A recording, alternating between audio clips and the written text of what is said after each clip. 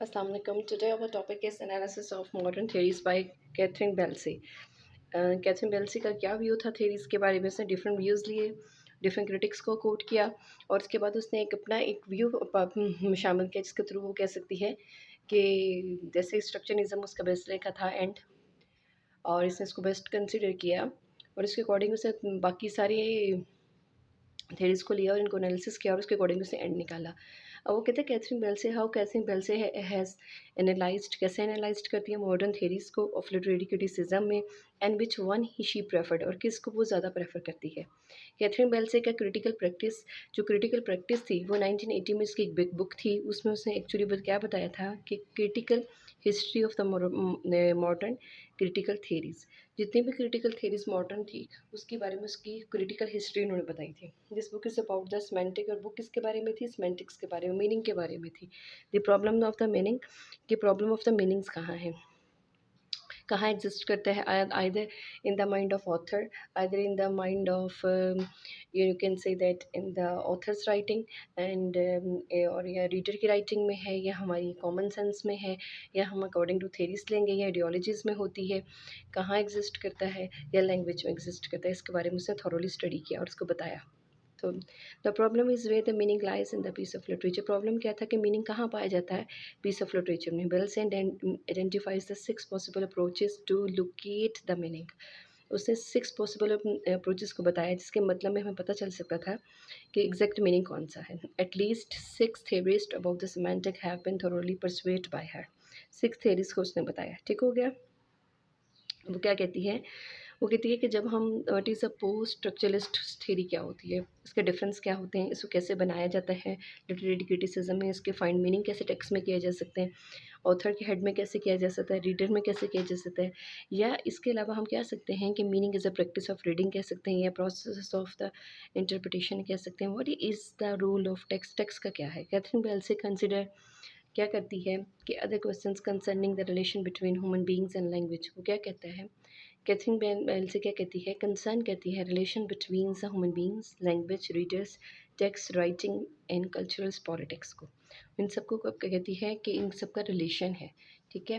Assuming करती है no prior knowledge of the post structuralisms, वो क्या कहती है, इसको उसने जांचने के लिए क्रिटिकल प्रैक्टिस गाइड के तौर पर उसने क्या किया कि उसने लुइस आर्थोसर्स में रोलैंड बार्थेस, जैक्विन लकान और जैक्विस डेरिडा, इनको उन्होंने इन थेरीज इनकी ली और इनको क्रिटिकल एनालिसिस किया और इनके व्यूज़ बताए।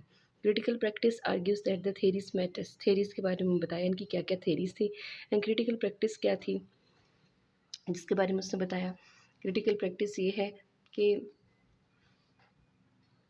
वो कहता है कि then because it makes difference what to do and when we read opening the new possibilities for the, अब वो कहता है क्रिटिकल प्रैक्टिस में थेरीज को क्यों वो बार बार एग्जामिन करें, इसका मतलब क्या है, कोई इससे वो डिफरेंस पैदा होगा।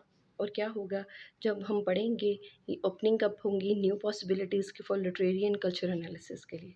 ठीक हो गया।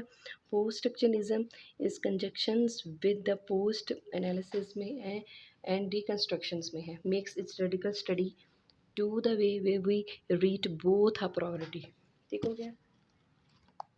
नेक्स्ट क्या कहता है, इससे पॉसिबिलिटीज़ पैदा हो जाती हैं न्यू, इनके डिफरेंस पैदा करने में, और इसकी पॉसिबिलिटीज़ पैदा होती हैं कि हम नई चीज़ को कैसे उसको मेक कर सके, क्रिएट कर सके। विद द न्यू चैप्टर्स वो कहते हैं अपडेट देते हैं, गाइडेंस देते हैं on the further readings and revisions throughout. Then second edition क्या होता है कि उसका एडिशन क्या है, वो उसका फर्स्ट वो बताता है हमें कि अपडेट कैसे देनी है, गाइडेंस देता है हमें रीडिंग कैसे करनी है, थ्रू आउट उसकी स्टडी के बारे में बताता है। और वो कौन सा है, वो एक प्रैक्टिकल है, in the ideal guide to the present and future of the literary studies के बारे में बताता है। फर्स्ट ऑफ ऑल वो कहता है हम जनरल अप्रोचेस के बारे में बात करेंगे और जनरल क्रिटिक्स की जनरल अप्रोचेस के बारे में बात करेंगे। इसमें कॉमन सेंस की बात आती है। वो कहता है कॉमन सेंस क्या है। कुछ लोग कहते हैं there is no need to go into the theoretical assumption, में नहीं जाने की ज़रूरत। What is meant by common sense, common sense क्या है, अज्यूम देता है वेरिएबल लिटरेरी टेक्स्ट। ये क्या है, लिटरेरी टेक्स्ट है where we special way worth reading और tell us truth about the period and which produced them, about the worth is journal and about human nature and that is doing so। ठीक हो गया। वो कहता है कि इसमें क्या होता है कि कॉमन सेंस अज्यूम क्या करती है कि वेरिएबल लिटरेरी टेक्स्ट के बारे में बताती है, इसके ट्रुथ के बारे में बताती है, इसे कैसे प्रोड्यूस किया, इसके वर्ड की इसकी जनरल स्टडी क्या है, वर्ल्ड लेवल में इसकी क्या अप्रोचेस हैं, ठीक है, और इसमें जनरल और ह्यूमन नेचर के बारे में बताती है। मगर अगर हम individual insights of the author के बारे में पढ़ते हैं और अब क्या कहता है कि इससे सिंपली ये बताना चाहिए कॉमन सेंस है कि कॉमन सेंस पे वेरियस, ठीक है, सबके लिए भी कॉमन सेंस डिफरेंट होती है because it is inscribe in the language we speak. ये उस लैंग्वेज में इंस्क्राइब्ड होती है जो हम बोलते हैं। In other word, common sense argues that man is origin and source of meaning. वो कहता है कि आदमी क्या है, वो उसका ओरिजिन है और सोर्स ऑफ मीनिंग है, क्योंकि आदमी ने लैंग्वेज बोली है और उसी की वजह से लैंग्वेज जो है ये डेवलप हुई है। और वो कैसे कहता है, इसका कॉन्सेप्ट है, उसका क्या मीनिंग है, वो ये बताएगा। ठीक हो गया। Of action of history, our concept and knowledge are led to be to the product of the experience. हमारा जितना भी नॉलेज है, हमारे जितने भी कंसेप्ट है, वो प्रोडक्ट है एक्सपीरियंस के। The view the experience specially of the senses that is only source of knowledge and this experience interpreted by the mind. और ये एक्सपीरियंस कौन बनाता है? Mind. No we from first common sense को क्या लेते हैं? वो टर्न इन एनोलॉजी, वो टर्न इनटू आइडियोलॉजी में कहते हैं। आइडियोलॉजी क्या होती है? इज डिस्क्राइब्ड स्पेशल का डिस्कोर्स है। ये डिस्कोर्स क्या है? ये डोमेन है लैंग्वेज की। That means that particular way of talking, जिसमें पर्टिकुलर एक ख़ास अंदाज में बात की जाती है, उसको आइडियोलॉजी कहा जाता है। या हम ये कह सकते हैं sum total of the response of the life. ठीक हो गया। ऑब्वियसली वो कहता है, क्या कहते हैं, इंक्लूड अवर रिलीजियस रिस्पॉन्सेज भी इसमें आएंगे, पॉलिटिकल रिस्पॉन्सेज भी आएंगे to the institution of our time. So what we call common sense is not a simple. सो वो क्या कहता है कि हम ये नहीं कह सकते कि एक सिंपल थिंग है। पैराडॉक्सिकली इसे क्या कहेंगे, ये मोर कॉम्प्लेक्स टर्म है। ये word common sense is very weak term. और ये इलियट इसे कैसे लेता है कि ये एक सेंसिबिलिटी है और रेमंड विलियम्स से क्या कहता है, ये एक ट्रेडिशन है। ठीक हो गया। अब हम नेक्स्ट पढ़ते हैं कि ऑथर जो है उसके व्यू में ऑथर ओरिएंटेड थ्योरी क्या होती है। ठीक है। वो कहता है ऑथर जो है ओरिएंटेड थ्योरी क्या है, हेल्पफुल होती है in locating the meaning piece of literature. ये किस में हेल्प करते हैं कि मीनिंग लोकेट करने में, piece of. And this is suggest that the meaning lies in the mind of the author reader. और वो क्या सजेस्ट करता है कि जो मीनिंग है वो कहाँ पड़ा होता है, राइटर के माइंड में पड़ा होता है। It has been expressive realism क्या कहते हैं। नॉर्थ पोल्स बारे में कहता है कि लिटरेरी एम्परियलिज्म है। क्यों? वो कहता है कि it is meaning we and the find of the writer there will be only the one meaning. सिर्फ एक मतलब होगा उसके माइंड में, जो भी होगा which is in the mind of the writer. ठीक हो गया। प्लेटो क्या कहता है? प्लेटो फर्दर इसको लेते हैं। प्लेटो कहता है कि जितने भी पोइट्स हैं ना, वो फॉल्स हैं। ये सेंसेस इनकी जो राइटिंग की पोइम्स हैं, ये the feel the pressure of life करते हैं। They may not be able to comprehend. हम इसको ये अंडरस्टैंड नहीं करते। Man of today suffer from the anxiety. इंसान जो है वो दुनिया में अब सफ़र क्या कर रहा है, एग्जाइटी से। ही डज़ नॉट नो, वो नहीं जानता whether the poet says to himself. वो नहीं जानता कि पोइट अपने बारे में बात कर रहा है। He may not be conscious of it and so he poet does not create meaning. ठीक है। कहता जो पोइट है ना, वो कॉन्शियसली नहीं लिखता, इसलिए वो ना ही तो पोइट को क्रिएट करता है, ना कॉन्शियसली उसको लिखता है। ठीक है। He writes the at outcome of the atmosphere. वो क्या राइट करता है सिर्फ? वो कहता है कि ये ही rights in the outcome of the atmosphere. जो एटमॉस्फेयर होता है उसके अकॉर्डिंग लिखता है, of which he may not be conscious. So the may be not be result of his meditation, और ना ही इसके मेडिटेशन का रिजल्ट होता है। ठीक हो गया। It may be the product of the pressure of the life may. और क्या होता है? In the may the notion that is meaning is only in the mind of the author has been rejected by the Belsey. Because वो कहता है ये rejected क्या किया उसने, कि जो कुछ ऑथर के माइंड में होता है वो भी रिजेक्ट कर देती है। बेल्से क्यों करती है? वो कहती है it is very difficult to locate exactly meaning but poets instants to say. बहुत मुश्किल है कि हम उसके राइटर के माइंड में जाएं कि वो क्या कहना चाह रहा है। ठीक है। Reaching the meanings and word is through the reader oriented method. अब हम क्या कहते हैं कि रीडर ओरिएंटेड मेथड के बारे में चाहते हैं। It means that the reading of literary piece lies in the mind of reader, कि उसके दिमाग में वो मतलब कैसे आया। ठीक हो गया। It relate to what is called intention of the reader. So the author does not create meaning, so it is actually the mind of the readers. In this way authors becomes irrelevant. अब author जो theory होगी वो totally irrelevant होगी। अब वो क्या कहते हैं, so the piece of work is open to any many interpretations, so every reader will have to the different approach to the same piece of work. वो कहते हैं एक पीस ऑफ वर्क के अकॉर्डिंग ही डिफरेंट अप्रोचेस होती हैं हर इंसान के। सजेस्ट है each work of writing always be multiple meaning. और जितनी भी रीडर उसको पढ़ेंगे, उनकी मल्टीपल मीनिंग्स निकलेंगे, उसकी अपनी अपनी अप्रोचेज़ होगी, वो एक मीनिंग पे कंसिस्ट नहीं करते या उसको रिलेट नहीं करते, ठीक है, कि सिर्फ एक मीनिंग होगा। जितने लोग पढ़ेंगे उतने मीनिंग निकलेंगे। The method of appreciating the piece of work is which authors becomes irrelevant, it is called the theory of death of the author. ठीक हो गया। उसमें तो वो कहता है वो इररेलेवेंट है, और वो क्या है, डेथ ऑफ ऑथर है।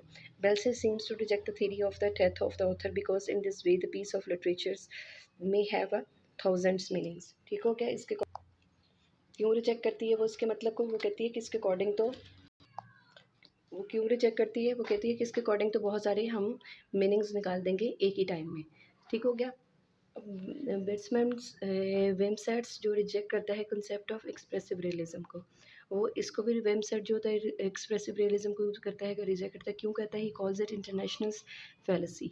ये एक इंटरनेशनल फैलेसी है, झूठ है, because meaning are neither in the mind of the author. वो कहता है ना ही तो मीनिंग होते हैं किसके, ऑथर के माइंड में होते हैं, ना ही वो क्या होते हैं, रीडर के माइंड में होते हैं।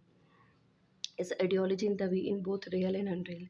आइडियोलॉजी होती है इन बोथ वे में होती है, वो रियल भी हो सकती है, अनरियल भी होती है, but it is not the every man reach, और ना ही ये हर इंसान के रीच में होती है। To find the meaning in the ideology, वो कहता है अगर हम आइडियोलॉजी से मीनिंग को फाइंड करना चाहें, we request a lot of knowledge of our contemporary atmosphere, so we all need to high intelligence. हम अपने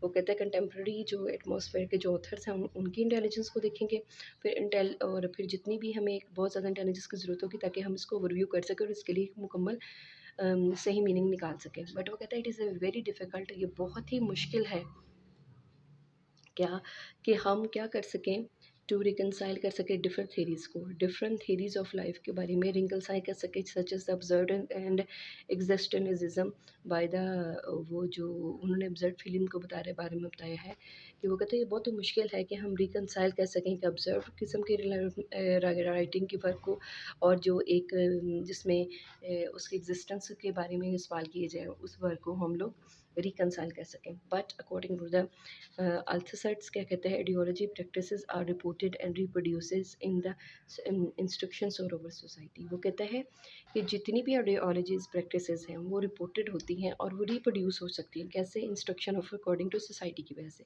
विच he call ideological state of apparatus कहते हैं हम इसको। ठीक है, ISA। This design another way of reaching the meanings. Meanings lies in the something in the exist. वो कहता है मीनिंग तो पहले ही से किंग एग्जिस्ट कर रहा होता है between the reader and author के दिमाग में, but it is the so then where does the meaning lie. हम फिर भी देखते हैं कि मतलब इसका मतलब मीनिंग कहाँ है। बेल से identify another possibility of the approaching the meanings that it is through the ideology. वो कहती है कि हम एक आइडियोलॉजी होती है उसकी हेल्प के ज़रिए हम क्या करते हैं, कहाँ पहुँचते हैं, एग्जैक्ट मीनिंग के पास पहुँचते हैं। By ideology she means this is whole environment which one lives. एक ऐसा इन्वायरमेंट है जिसके दरमियान में एक आदमी रह सकता है। ठीक है, आइडियोलॉजी एक ऐसी नहीं है कि सिर्फ एक बंदे की राय होगी, एक आइडियोलॉजी ऐसी होती है जिसमें कोई एक आदमी एक पूरे इन्वायरमेंट के अंदर रह रहा है। अब वो क्या कहता है, she says ideologies in both real and imaginary relation in the world. Ideology क्या होती है, वो कहता है रियल भी है और इमेजिनरी भी है। ठीक है, इसका ये दोनों रिलेशनशिप इसके साथ है, वर्ड के साथ। Again, she says, although Seth talks about the ideology is a material practice in the sense of in this sense, वो कहता है एक material practice है in this sense and it exists in the behavior, ये हमारे behavior में पाई जाती है ideology, and the people acting the according to the